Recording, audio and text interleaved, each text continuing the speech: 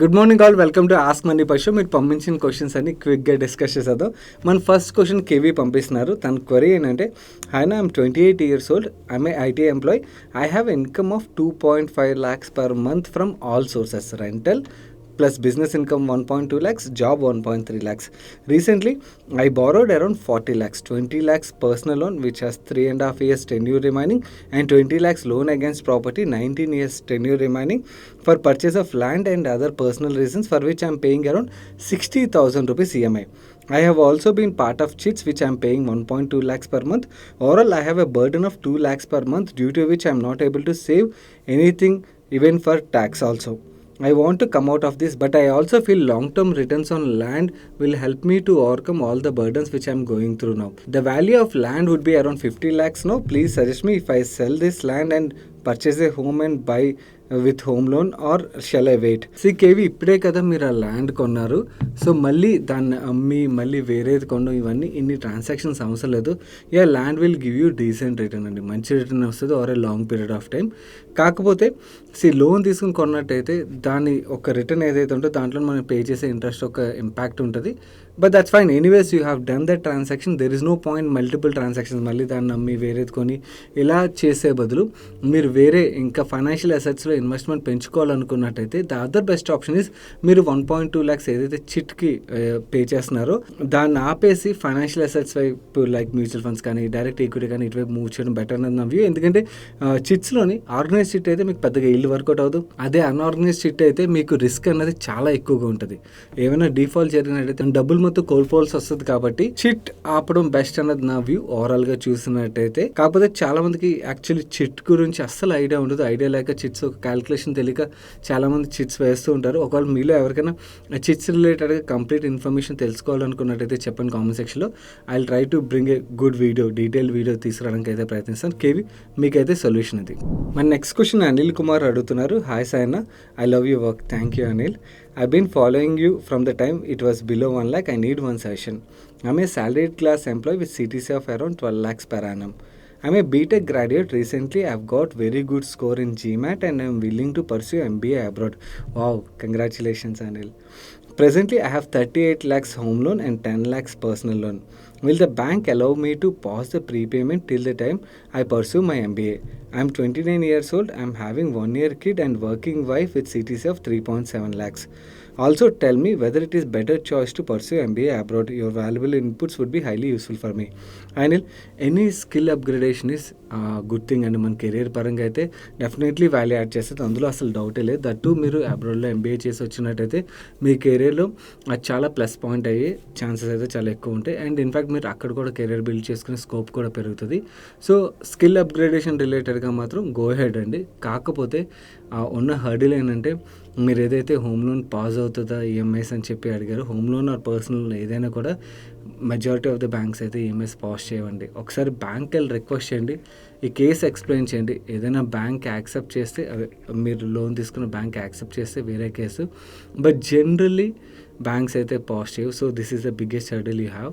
So మీరు ఇక్కడ calculate చేసుకోవాల్సింది ఏంటంటే ఆ ఈఎంఐస్ ఏవైతే ఉన్నాయో మీ వైఫ్ ఇన్కమ్లోంచి ఆ ఈఎంఐస్ అడ్జస్ట్ అవ్వగలవా అన్నది ఒకసారి మీరు క్యాలిక్యులేట్ చేసుకోండి. ఒకవేళ అడ్జస్ట్ అయ్యి హౌస్ హోల్డ్ ఎక్స్పెన్సెస్ రన్ అవుతాయంటే ఫైన్, లేదంటే ఇంకేదైనా అదర్ ఆప్షన్ వెతకాల్సి ఉంటుంది. అంటే ఫ్యామిలీ నుంచి కానీ ఏదైనా డబ్బులు వచ్చి అంటే ఈఎంఐ మీ ఎంబీఏ కంప్లీట్ అయ్యే వరకు ఈఎంఐస్ రిలేటెడ్గా అడ్జస్ట్ చేయడానికి, దాని తర్వాత మీ ఎంబీఏ అయిపోయిన తర్వాత మీరు వాళ్ళకి పే చేయడానికి అలాంటి ఆప్షన్ ఏమైనా సెర్చ్ చేయడానికి ప్రయత్నించండి. బట్ ఎంబీఏ ఆపర్చునిటీ ఏదైతే ఉన్నదో దాన్ని వదులుకోవద్దు అన్నది నా సజెషన్. కొంచెం tough but try your best అన్నది నా వ్యూ. All the best. మన నెక్స్ట్ క్వశ్చన్ నరసింహుల్ గారు అడుగుతున్నారు. I'm planning to invest in stock market for next 15 years. Can you please suggest me 15 small cap stocks? ఎందుకండి అన్ని స్టాక్స్? దట్టు మీరు నన్ను అడుగుతున్నారంటే ఇలాగే మీరు వేరే వాళ్ళని కూడా చాలామందిని అడుగుతారు కదా. ఇలా ఎప్పుడైతే మనం స్టాక్స్ ఏ స్టాక్లో ఇన్వెస్ట్ చేయాలని చెప్పి మార్కెట్లో అడిగి ఇన్వెస్ట్ చేస్తామో అలాంటి కేసులో లిమిటెడ్ కంపెనీస్ ఉండడం బెటర్. ఇట్ డజంట్ మీన్ నేను మిమ్మల్ని కాన్సన్ట్రేటెడ్ పోర్ట్ఫోలియో క్రియేట్ చేయడం గురించి అని ఈ స్ట్రాటజీ చెప్పట్లేదు.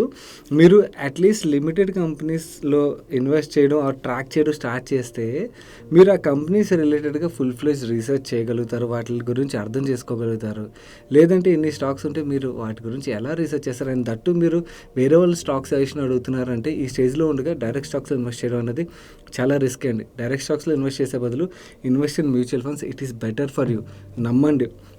చాలామంది ఇలా సజెషన్స్ అడగడం, నేను ఎవరి దగ్గర మనం ఐడియా తీసుకుని ఇన్వెస్ట్ చేయడంలో తప్పు అని నేను చెప్పట్లేదు. ఐడియా తీసుకున్న తర్వాత మన హోంవర్క్ చేయాలి. మన హోంవర్క్ చేసినప్పుడే మనకు ఆ కన్విక్షన్ అనేది బిల్డ్ అవుతుంది. అది చేయకుండా ఇన్వెస్ట్ చేసినట్టయితే మనం సోషల్ మీడియాలో చూస్తుంటాం కదా, నేను ఈ ఫండ్ మేనేజర్ కొన్నాను నష్టపోయాను, ఆ ఫండ్ మేనేజర్ వేస్ట్ కాడు, లేకపోతే ఈ ఫండ్ మేనేజర్ వేస్ట్, ఇలాంటి డిస్కషన్స్ నడడం, లేకపోతే వేరే వాళ్ళ నేను నష్టపోయాను అని చెప్పి డిస్కషన్ నడడం, ఇవన్నీ చూస్తుంటారు కదా. అవన్నీ ఏంటంటే వాళ్ళంతా ఎవరు, వాళ్ళు వాళ్ళ తరపు నుంచి ఏమాత్రం హోంవర్క్ చేయరు. ఎవరైనా వాళ్ళ తరపు నుంచి హోంవర్క్ కొంచెం చేసినట్టయితే వాళ్ళకి అర్థమవుతుంది స్టాక్ పడినప్పుడు అది కొనాలా లేకపోతే పడే ముందు ఎగ్జిట్ అవ్వాలా, పడినప్పుడైనా తప్పు అవడం అంటే మన డెసిషన్ రాంగ్ అవ్వకుండా ఉండదు కదా. ఆ డెసిషన్ రాంగ్ అయినప్పుడు రాంగ్ అని చెప్పి అర్థం చేసుకుని లాస్ బుక్ చేసుకుని ఎగ్జిట్ అవ్వాలి. ఇలాంటి అసలు క్లారిటీ ఉండదు కాబట్టి అన్నెసరీగా నష్టాల్లోకి వెళ్ళిపోతారండి. సో నా సజెషన్ అయితే go with mutual funds. First మీరు ఏం చేయండి అంటే కంపెనీస్ రిజల్ట్స్ అవి వస్తాయి కదా, కొన్ని లిమిటెడ్ కంపెనీస్ని మీరు మైండ్లో పెట్టుకుని వాటిని ట్రాక్ చేస్తూ ఉండండి. రిజల్ట్ సీజన్లో మన టీం ది బెస్ట్ వర్క్ చేస్తారు. లాస్ట్ క్వార్టర్లో చందు, సాయిదత్, ఇనాయత్ కలిపి 178 రిజల్ట్స్ కవర్ చేశారు, which is not small number. And ఈ రిజల్ట్స్ టైంలోని మనకి ఏవైతే కంపెనీస్ బెటర్ రిజల్ట్స్ డెలివర్ చేస్తాయో ఒక్క క్వార్టర్ ఆధారంగా డెసిషన్ తీసుకోవద్దు, మల్టిపుల్ క్వార్టర్స్ ట్రాక్ చేయండి. చేసిన తర్వాత ఆ బిజినెస్ ఎందుకు అలా గ్రో అవుతుందన్నది అర్థం చేసుకోవడానికి ప్రయత్నించండి. మీ గురించి అని చెప్పి ఫుల్ ఫ్లెజ్ ఫండమెంటల్ అనాలిసిస్ సిరీస్ మన ఛానల్ ఫ్రీగా అవైలబుల్గా ఉన్నది. ఒకసారి దాన్ని చూడండి, దానికి టైం స్పెండ్ చేయండి. నేను ఇది నరసింహుల్ గారిని మాత్రమే పాయింట్అవుట్ చేసి చెప్పట్లేదు, మిగిలిన వాళ్ళు కూడా గైస్ అక్కడ ఇక్కడ చూసి వాళ్ళని వెళ్ళి సజెషన్స్ అడిగి ఇన్వెస్ట్ చేయొద్దు. మీ తరపున హోంవర్క్ చేయకుండా అస్సలు ఇన్వెస్ట్ చేయొద్దు. చేస్తే you will never make money in stock market. So నా వర్షన్ అయితే ఇదండి. కాకపోతే అయినా ఎవరు వినరు నాకు తెలుసు, it's up to you. But నా సజెషన్ అయితే గో విత్ మ్యూచువల్ ఫండ్స్. దాని తర్వాత మీ అండర్స్టాండింగ్ పెరిగిన తర్వాత go directly to equities.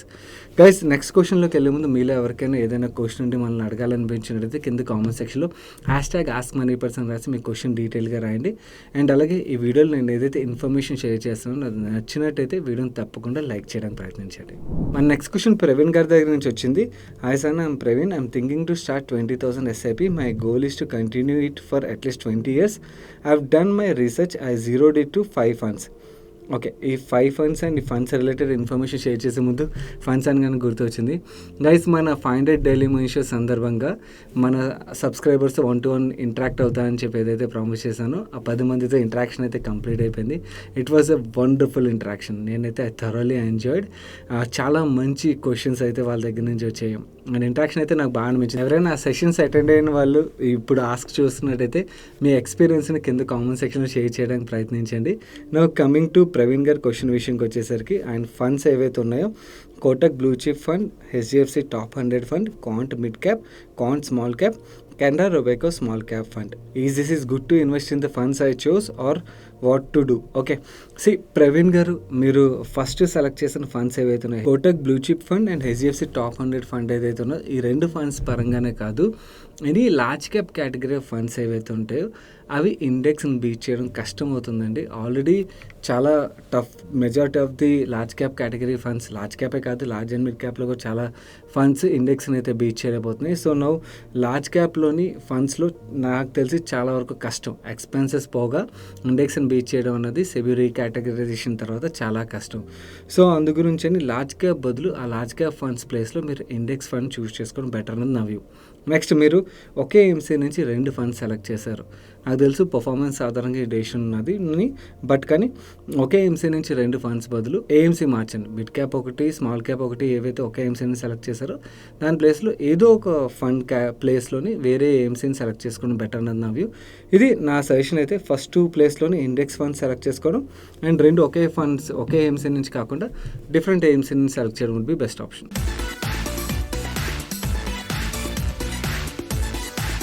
Next Sunday Funday suggestion విషయంకి వచ్చేసరికి హాస్టల్లోని చాలా షార్ట్ సిరీస్ అయితే స్ట్రీమ్ అవుతున్నది, ది నైట్ మేనేజర్ అని చెప్పి. చూడనట్టయితే డూ చెక్ ఇట్ అవుట్. చాలా చిన్న సిరీస్ అది, ఇంట్రెస్టింగ్ ఉంటుంది. అండ్ అలాగే మన మనీ పర్ స్టాక్ ఛానల్లోని పాపులేషన్ రిలేటెడ్గా చాలా ఇన్ఫర్మేటివ్ వీడియోని రిలీజ్ చేసాం. ఎవరైనా చూడనట్టయితే అది కూడా వెనకాలలో ఉంచుతాను, డూ చెక్ ఇట్ అవుట్. మన నెక్స్ట్ క్వశ్చన్ ధర్మేందర్ గారు అడుగుతున్నారు. Hello money per stream, hope you are doing well.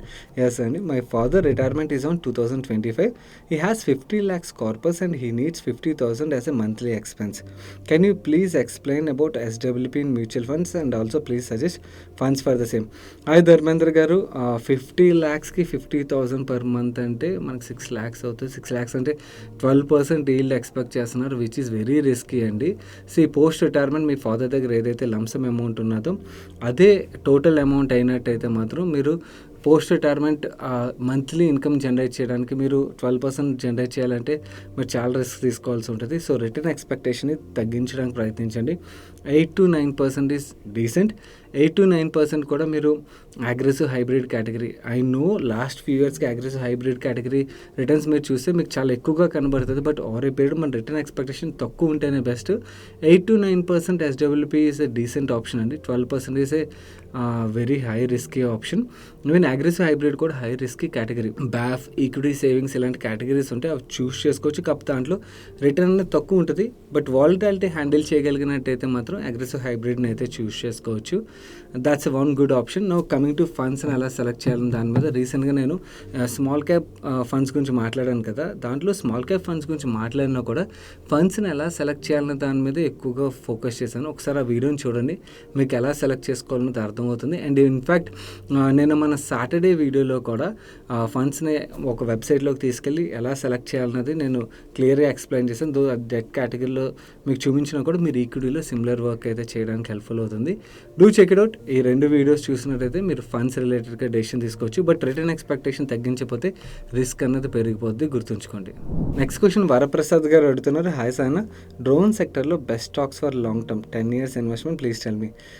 First thing, drone sector ఏదైతే ఉన్నదో డెఫినెట్లీ గ్రోత్ అయితే చాలా బాగుంటుందండి. కాకపోతే ఒక విషయం గుర్తుంచుకోండి, this is a commodity nature business. మీకు మీకు సోషల్ మీడియాలోని లేకపోతే న్యూస్లోని చాలా చోట్ల ఈ డ్రోన్ స్టాక్స్ రిలేటెడ్గా, డ్రోన్ బిజినెస్లో వస్తున్న గ్రోత్ రిలేటెడ్గా యూఫోరియా అయితే నెక్స్ట్ ఫ్యూ ఇయర్స్లో బిల్డ్ అవుతుంది. దాంతో కొన్ని స్టాక్స్ పెరగడం కూడా మనకు కనబడుతుంది. బట్ పెరిగినా కూడా అవి సస్టైన్ అయ్యే ఛాన్సెస్ చాలా తక్కువ. ఎందుకు నేను ఇది కమోడిటీ నేచర్ బిజినెస్ అన్నానంటే, కరెంట్లీ మన ఇండియాలో చూసినట్టయితే డిఫరెంట్ డ్రోన్స్ని ఆఫర్ చేస్తున్నా కూడా చాలా వరకు వాళ్ళు చైనా నుంచి కాంపోనెంట్స్ని ఇంపోర్ట్ చేసుకుని ఇక్కడ అసెంబుల్ చేసేస్తున్నారు. సో దాంట్లో స్పెషాలిటీ ఏమి ఉండదు కదా. స్పెషాలిటీ లేనప్పుడు ఏమవుతుందంటే ఎక్కువ మంది ప్లేయర్స్ ఎంటర్ అయిపోతారు. ఎక్కువ ప్లేయర్స్ ఎంటర్ అయినప్పుడు ఏమవుతుంది, మార్జిన్ స్ట్రింక్ అయిపోతుంది. మార్జిన్ స్ట్రింక్ అయితే మనకు తెలిసి బిజినెస్ మీద ఎలాంటి ప్రెషర్ ఉంటుందో. సో ఐ ఫీల్ ఇక్కడ అయితే స్పెషాలిటీ లేదు. డ్రోన్ రిలేటెడ్గా టెక్నాలజీ పరంగా ఏమైనా వర్క్ చేసిన కంపెనీస్ ఉంటే you can check it out. నాకైతే కరెంట్లీ ఏమీ కనబడట్లేదు. బట్ డ్రోన్ మ్యానుఫ్యాక్చరర్స్ విషయంకి వచ్చేసరికి అయితే మాత్రం definitely it will become a commodity business for sure. So ఇప్పుడున్న బిజినెస్ మోడల్ అయితే అదే జరిగే ఛాన్సెస్ చాలా ఎక్కువ ఉన్నాయి. కాబట్టి very long term is very risky. మీరు ఒకవేళ షార్ట్ టర్మ్కి ఏమైనా ట్రేడ్ చేయాలంటే యూఫోరియా బిల్డ్ అయినప్పుడు you can take a trade call. Because ఏంటంటే యూఫోరియాలోని ఈ డ్రోన్ సెక్టర్లో ఉన్న కంపెనీస్ అన్ని చాలామంది బై చేయడానికి ప్రయత్నిస్తారు. బిజినెస్ అర్థం కాకముందే బై చేయడానికి ప్రయత్నిస్తారు. కాబట్టి ఆ డిమాండ్ సప్లై రిలేటెడ్గా స్టాక్ ప్రైజెస్లో మనకు ఆ మూమెంటం కనబడుతుంది. బట్ అవన్నీ సెట్ ఆఫ్ అయిపోతాయి. So this is what my understanding is about drone industry.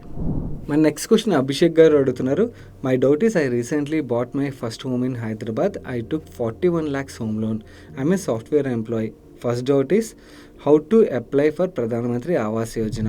దీని రిలేటెడ్గా అయితే కంప్లీట్ ఇన్ఫర్మేషన్ ఆన్లైన్లో మీరు ఎక్కడికి వెళ్ళాలి ఇదంతా కూడా కంప్లీట్ ఇన్ఫర్మేషన్ ఈ వీడియోలో అయితే ఉంటుందండి. Do check it out. Second doubt, if I'm planning to advance payment of my EMIs which is best option, reducing tenure or reducing EMI amount? Please clarify this question. First thing అండి, మీరు లోన్ని ప్రీపే చేద్దామని ఆలోచిస్తున్నప్పుడు ఇంక EMI ఎందుకు reduce చేయడం, అలాంటప్పుడు tenure reduce చేయడమే బెస్ట్ ఆప్షన్ అవుతుంది కదా. సో ఆల్రెడీ మీరు డిసైడ్ అయిపోయినట్టయితే టెన్యూర్ రెడ్యూస్ చేయడం would be the best option for you. So that's it for today's Ask Money Per Show guys. ఈ వీడియోలో సజెస్ట్ చేసిన వీడియోస్ ఏవైతున్నాయి అవన్నీ మీకు ఇక్కడ ఐ బటన్లోని అండ్ ఎండ్ కార్డ్లో వస్తాయి. అండ్ ఈ వీడియోని ఇప్పుడు లైక్ చేయనట్టయితే లైక్ చేయండి, ఫ్రెండ్స్ అండ్ ఫ్యామిలీ మెంబర్స్కి హెల్ప్ఫుల్ అవుతుందంటే షేర్ చేయండి. అండ్ మీరు ఇదే ఫస్ట్ టైం మన మనీ పర్స్ ఛానల్కి వచ్చినట్టయితే ఛానల్ సబ్స్క్రైబ్ చేసి పక్కన బెల్ ఐకాన్లో ఆల్ నోటిఫికేషన్స్ యాక్టివేట్ చేసుకోండి. నేను సాయి కృష్ణపత్రి మరొక ఇంట్రెస్టింగ్ వీడియోతో మీ ముందుకు వస్తాను. Till then bye bye, take care.